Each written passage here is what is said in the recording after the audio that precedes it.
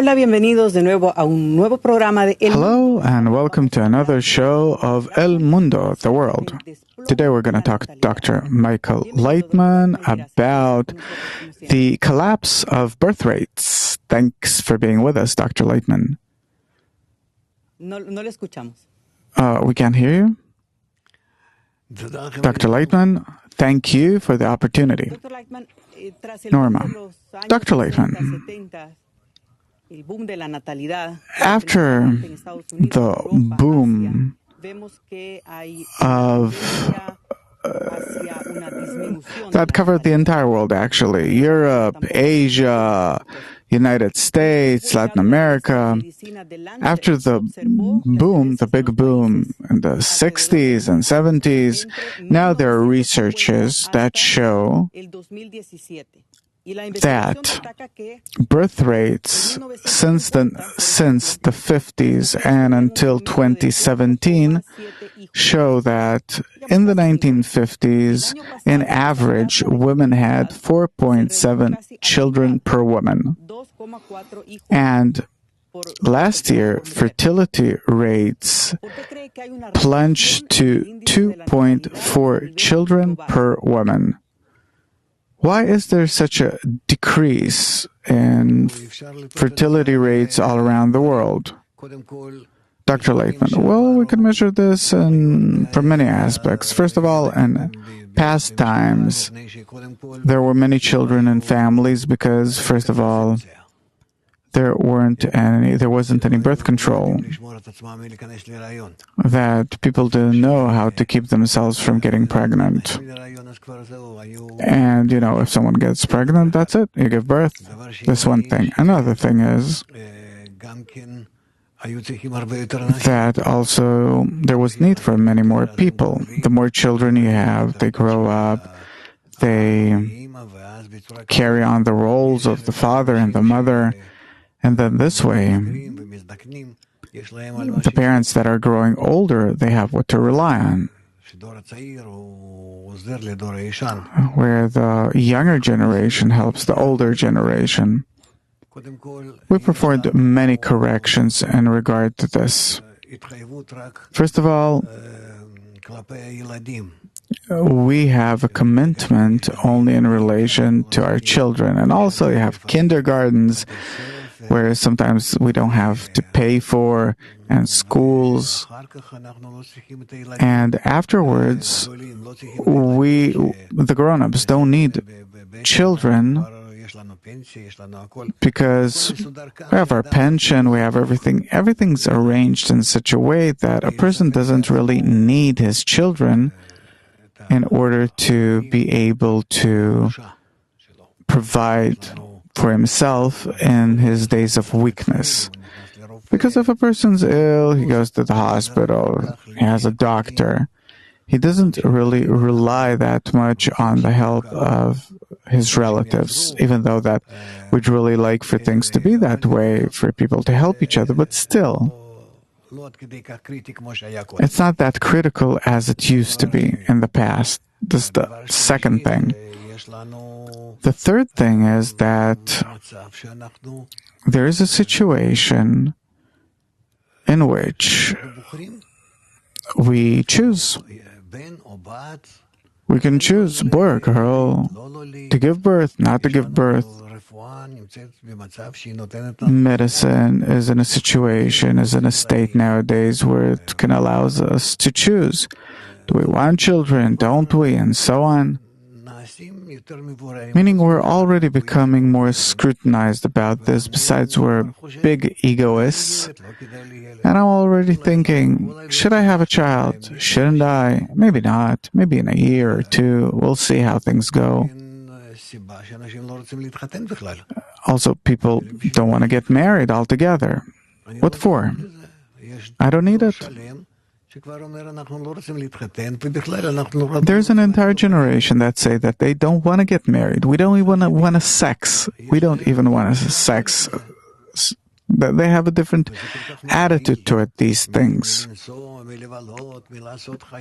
And it really limits you from traveling, having a good time. Why close myself at home for 20, 30 years to raise children that later on won't even look at me? Meaning there's such calculations here where the parents that are egoists and the children that are egoists don't need each other. And so, no wonder that there's a decrease in all of this. And in our generation, we might reach a state where we are incapable of completing the previous generation.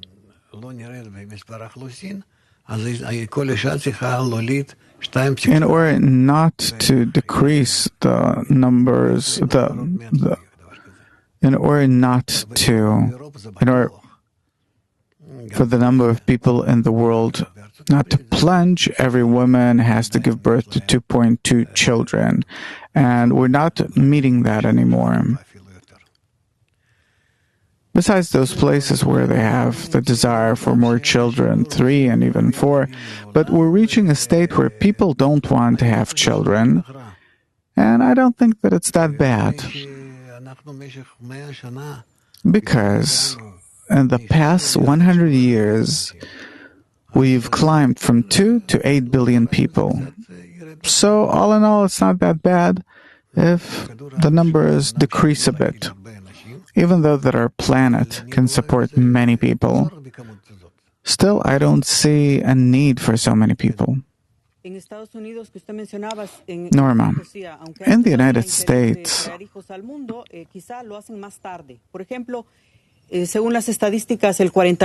maybe they postpone it a bit. Statistics show that 48% of women aged 18 to 44 are still not mothers.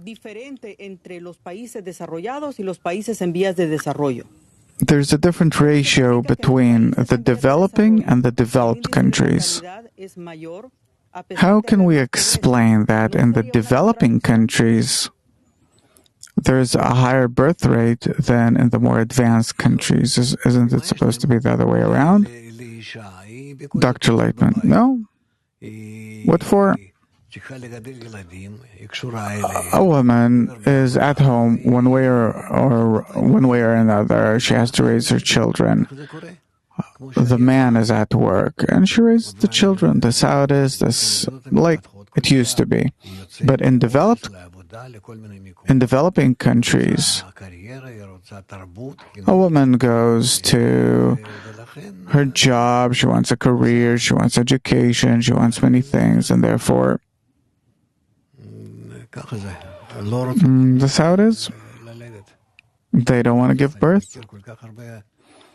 I'm familiar with so many couples that don't want children. Why? What for? We're well off as is. Norma, that's what happens in Europe too.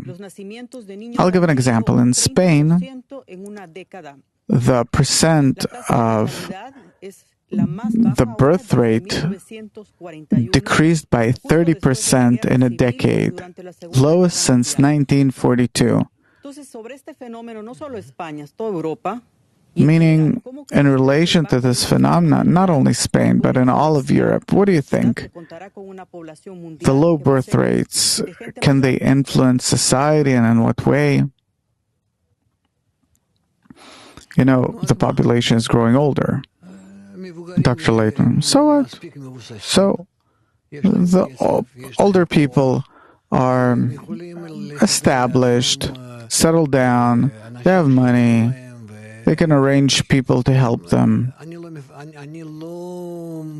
I'm not concerned with the older population, with older people. There are enough young people that can take care of older people, being paid for it. In this generation where there are many elderly people but that don't have children, they'll know how to help themselves. Norma, how do you see the future of the world in this regard? Dr. Laitman, I don't see any problem in humanity.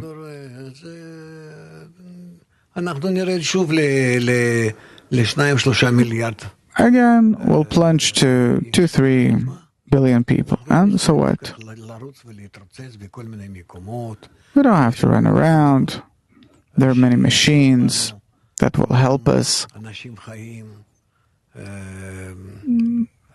Instead of people,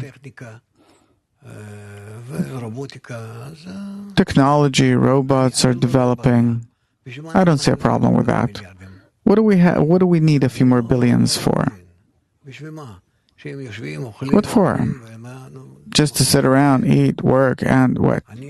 What do we have as a result? I don't see a need. Meaning, there has to be some kind of higher need than for a person to simply be alive. What kind of fruit does he give? What's the use? Suppose a cow gives milk. A person, he lives, and what does he give? He serves others, and others serve others, and so on and so forth. What's the use? What's the use in a person's life if he doesn't give anyone anything and no one needs him? The wisdom of Kabbalah talks about the correction of the world, the correction of the ego. So the question is, does the number of people, the world population, does it have any meaning, or it's not a matter of quantity but only quality? Dr. Layton, there is a connection, you're right, there is, but it's something that you can also do with less people than what we have now. It's not that much of a problem. I don't think that we really have to be worried about this, because life will arrange us in such a way that the number of people in the world will grow, or to the contrary, the better we are, the less people we need. The worse we are, Norma, this is exactly what I wanted to understand. What's the connection between the number of people and the correction of the world? Dr. Laitman, it says about this. When wicked sleep, it's good for them and good for the world. If they're bad people, better let them sleep. Same thing here. If we'll be good, even if you have another 20 billion people in the world, things are going to be good, and we'll be happy about all of these things because we'll be corrected and we'll treat each other favorably. If we'll be bad, then the less people there are, it's better for the planet and nature and everything. Norma, and in the current circumstances, is it worthwhile, is it good to have children? Dr. Laitman, it depends on how are you planning to raise them. If you're going to raise them for them to be good toward the world, to tell everyone about the purpose of creation, the meaning of life, how to make our life better, the more children you have, the better. But if they will not act this way in relation to humanity, what's the use? Their life is, if so, useless. Norma, if so, how can we summarize the topic of our show? Let's have children, but furthermore, let's care not only for our children, but about how do we raise them, that it will be beneficial for everyone. Very interesting. Thank you very much, Dr. Laitman. Until our next show, all the best. Dr. Laitman, thank you.